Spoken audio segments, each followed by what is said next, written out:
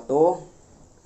Perkenalkan, kami dari kelompok 4. Nama saya Erpandra Oktarianto dengan nomor NIM 1901025163. Perkenalkan, nama saya Azrina Permata Kuncono dengan NIM 19010125271. Perkenalkan, nama saya Nuril Milah Karimah dengan NIM 1901025247.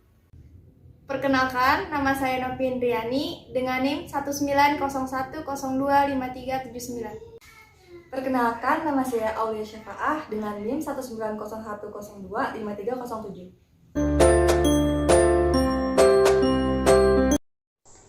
Baik, bismillahirrahmanirrahim. Assalamualaikum warahmatullahi wabarakatuh. Alhamdulillah anak-anak, kita masih bisa berjumpa lagi pada pertemuan kali ini. Semoga ananda-ananda sekalian, anak-anak Bapak yang Bapak banggakan dan Bapak sayangi ini selalu dalam keadaan sehat walafiat dan terlindung dari penyakit atau wabah yang sedang melanda kita sekarang ini. Sebelum memulai pembelajaran, marilah kita berdoa agar dimudahkan dalam proses pembelajaran, agar kita terhindar dari COVID, terjaga dari penyakit, dan semoga wabah ini cepat berakhir dan kita bisa kembali ke kehidupan normal seperti yang lama kembali. Berdoa, Bapak persilahkan. Baik, berdoa selesai. Nggak enak kan belajar gini, mending kita belajar offline. Jadi Bapak juga enak buat ngajarin kalian, anak-anak juga enak buat belajar. Semoga pandemi yang sedang kita rasakan, yang sedang melanda kita ini cepat reda ya anak-anak. Baik, salawat serta salam juga kita haturkan kepada junjungan kita yang Islam, Nabi besar Muhammad SAW. Sekali lagi Bapak anjurkan jika anak-anak ada yang ingin keluar rumah, bepergian atau pergi liburan kemana-mana, tetap jaga ya protokol kesehatan, tetap ikuti protokol kesehatan yang ada agar anak-anak kemungkinan terserang penyakit virus corona ini lebih kecil daripada ketika kita tidak menggunakan masker atau tidak mematuhi prokes yang ada. Kemudian baik anak-anak, hari ini kita akan melanjutkan pembelajaran kita yaitu di tema 2 pembelajaran 3 tentang udara bersih. Anak-anak, ada yang tahu udara bersih itu apa? Udara bersih itu ya udara-udara yang belum tercemar polusi seperti yang kita hidup sekarang ini. Coba anak-anak bedakan mana enak, menghirup udara di bawah pohon yang rindang atau menghirup udara di tempat pembuangan akhir. Pastinya kan lebih enak di pohon ya, kita bisa menikmatinya, bisa menghirupnya. Itulah nggak enaknya kalau bernapas di tempat pembuangan akhir atau menghirup udara di pembuangan akhir, itu pastinya ada bau-bau yang kurang menyenangkan ya. Nah, oleh karena itu, agar di semua tempat kita bisa menghirup udara segar, maka kita wajib atau harus menjaga kebersihan lingkungan itu, terutama kebersihan diri sendiri, kebersihan lingkungan sekitar, dan kita tidak mencemari lingkungan sekitar kita. Karena kalau kita mencemari, orang juga akan bisa merasakan dampak dari perbuatan kita. Lebih baik kita memberikan dampak yang bagus, seperti contoh kita melakukan penanaman pohon agar kita bisa menghirup udara bersih, dan abang-abang kita, kakak-kakak dan adik-adik kita yang sebelumnya juga bisa menikmati udara bersih seperti kita sekarang ini. Baik anak-anak, sebelum memulai ke materi inti, di sini Ibu punya beberapa gambar.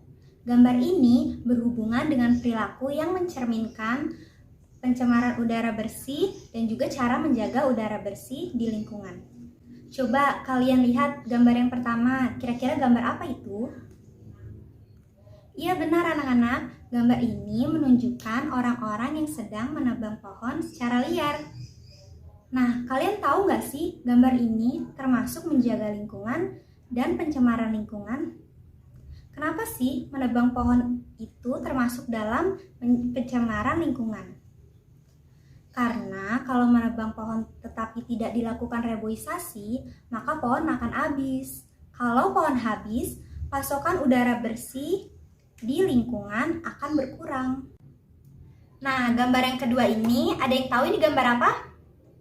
Betul, ini adalah gambar sekelompok siswa yang sedang membersihkan halaman sekitar sekolah. Mereka membersihkannya dengan cara menyapu, mengepel lantai, membersihkan jendela, dan lain-lainnya. Nah, kalian tahu perilaku ini termasuk perilaku yang mencemari lingkungan atau menjaga lingkungan? Ya, betul sekali. Ini adalah perilaku yang menjaga lingkungan. Selanjutnya, kita lihat gambar apakah ini? Ya, betul. Ini adalah gambar kegiatan menanam pohon.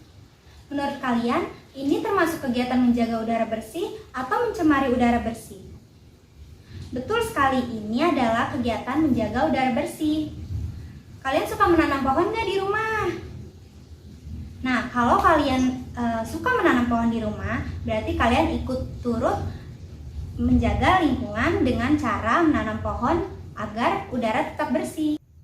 Oke, berikutnya kita lihat gambar ini. Gambar apakah ini? Ya, betul sekali. Ini adalah gambar orang yang sedang melakukan kegiatan membakar sampah. Nah, gambar ini termasuk dalam gambar menjaga udara bersih atau mencemari udara. Ya, betul sekali. Ini adalah kegiatan yang mencemari udara.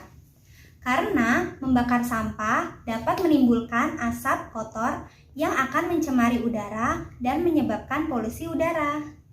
Melalui gambar-gambar tadi, sekarang kalian sudah dapat menentukan perilaku apa saja yang menunjukkan cara menjaga udara bersih dan perilaku apa saja yang menunjukkan pencemaran udara bersih. Tadi di salah satu gambar, dalam menjaga kebersihan lingkungan terdapat menanam pohon. Nah, anak-anak tahu nggak? Menanam pohon itu banyak loh manfaatnya. Salah satu manfaat dari menanam pohon ialah menjaga kebersihan udara bersih yang ada di lingkungan. Bagi anak-anak yang belum tahu manfaat dari menanam pohon, yuk kita simak video berikut ini. Pohon dapat mengimbangi pencemaran udara yang dihasilkan oleh kendaraan dengan cara menyerap karbon dioksida dan mengeluarkannya dalam bentuk O2 yang kita butuhkan. Pohon juga mampu mengendalikan suhu dan kelembaban loh, sehingga udara yang kita hirup akan semakin sejuk. Selain itu, pohon juga dapat menyediakan air bersih kepada kita dan berkontribusi dalam menjaga siklus air agar tidak mudah banjir dan longsor. Ayo menanam pohon. Keberadaan pohon membuat tanah kita menyerap sinar matahari sesuai kebutuhannya, sehingga nutrisinya tidak mudah menguap dan kesuburannya akan tetap terjaga.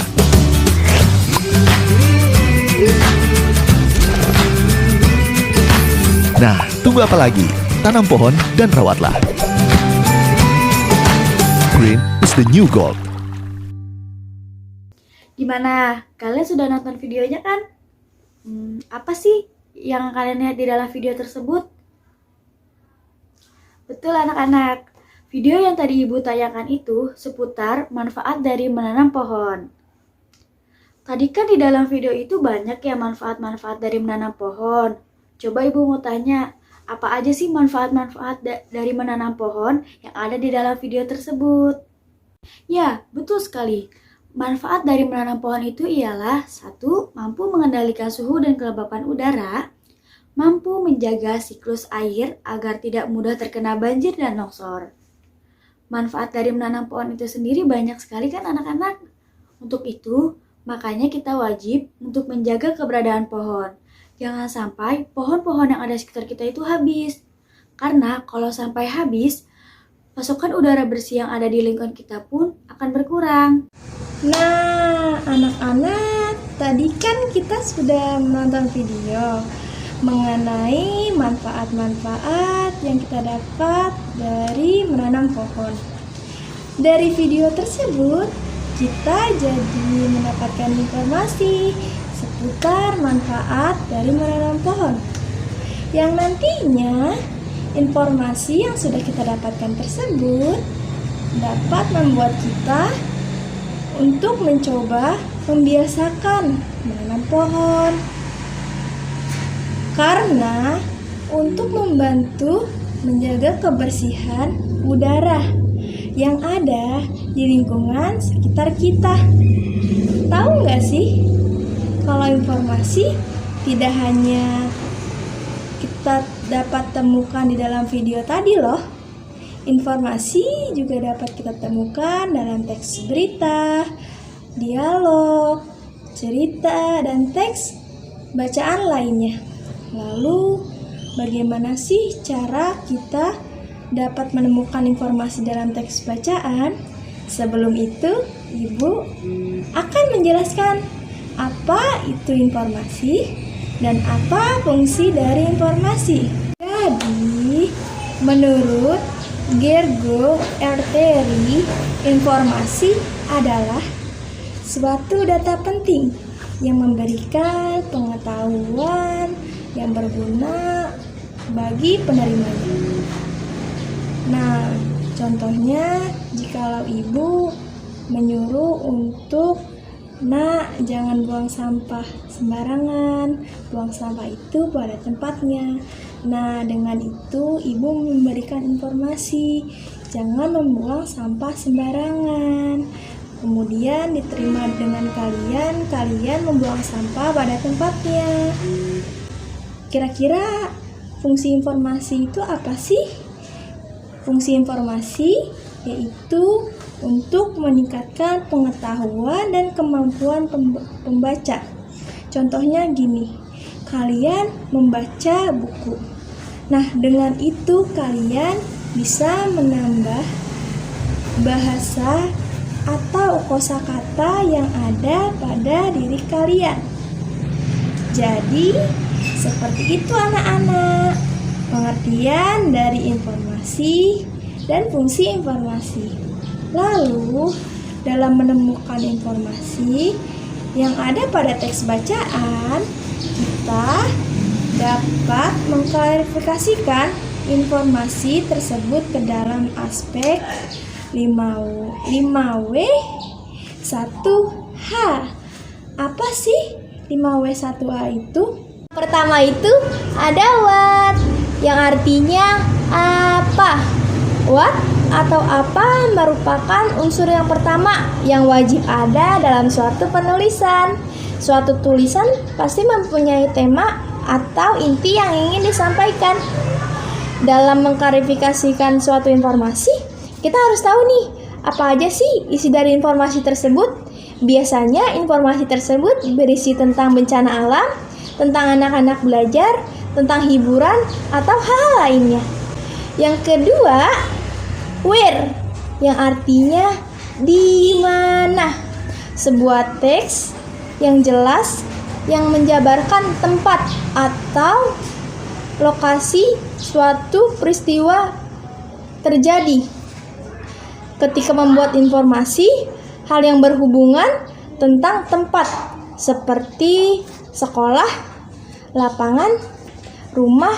Yang ketiga itu ada when, yang artinya kapan. Peristiwa ini diceritakan dalam sebuah teks bacaan perlu dilengkapi dengan keterangan waktu yang jelas. Hal ini berguna untuk memberikan informasi yang lebih akurat terhadap peristiwa yang terjadi. When itu berhubungan dengan kapan peristiwa itu terjadi, seperti jam, hari, tanggal, bulan, maupun tahun. Atau bisa saja sore, pagi, siang, atau malam.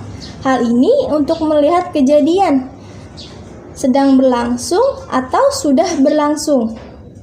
Yang keempat, ada wo, yang artinya siapa.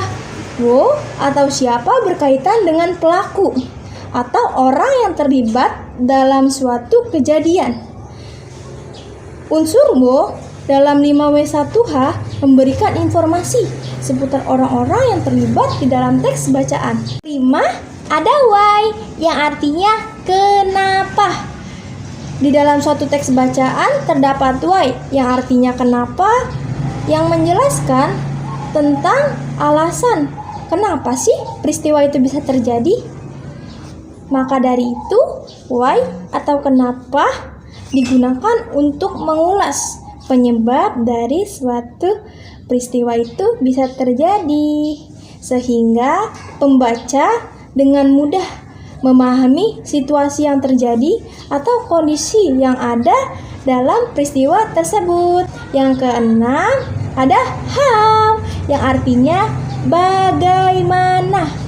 How atau bagaimana sebuah peristiwa terjadi, berisi tentang rincian peristiwa. Maka dari itu, how digunakan untuk menanyakan bagaimana sih terjadinya peristiwa secara berurutan terjadi.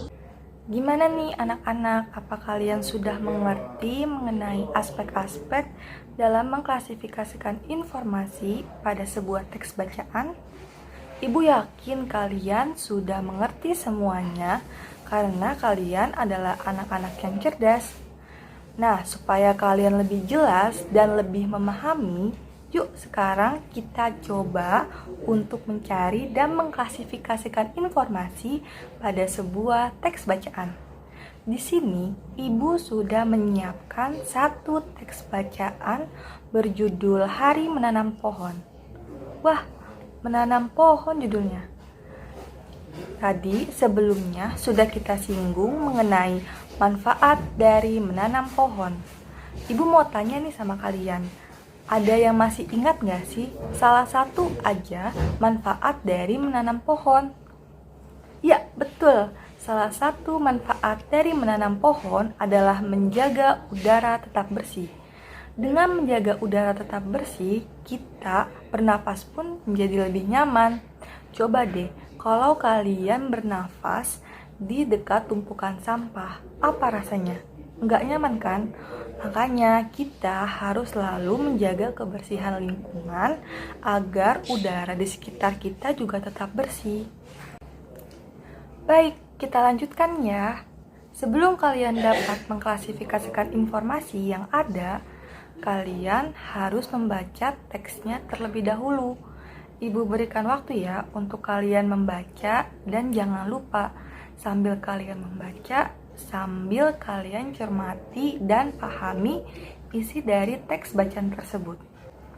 Oke, apa kalian sudah selesai membacanya?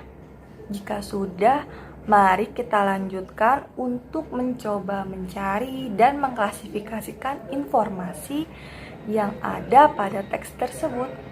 Nah, Ibu mau tanya sama kalian, aspek apa sih yang pertama dalam 5W1H? Ya, betul banget. Aspek yang pertama adalah what atau apa. Biasanya dalam aspek what itu bertanya mengenai inti dari teks tersebut, seperti apa yang terjadi, apa yang dilakukan, apa yang akan dilakukan, dan lain sebagainya. Nah, kalau dari teks ini, teks Hari Menanam Pohon ini, kalau kita lihat dari gambar dan pada teks paragraf kedua, di sini dia bertanya mengenai apa yang dilakukan pada teks tersebut. Nah, kalau kita melihat dari paragraf 2 pada teks ini, di salah satu kalimat menyebutkan bahwa salah satu yang dilakukan yaitu menanam kembali pohon di lingkungan.